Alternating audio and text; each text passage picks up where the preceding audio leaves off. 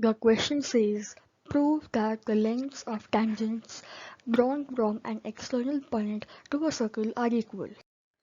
Coming to the solution, we'll first draw a circle, then we'll draw a point P, then let O be the center of a circle and let PA and PB be two tangents drawn from point P lying outside the circle. Then we'll join OA and OB and OP. We have to prove that PA will be equal to PB. As you can see in triangle OA and P and OBP, this makes angle 90 degree, hence they are equal to each other.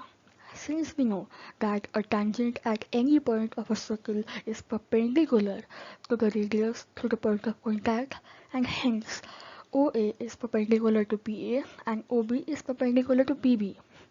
Because OA is equal to OB as they are the radius of circle, because OP is equal to PA as they are like common sides, OP and PO.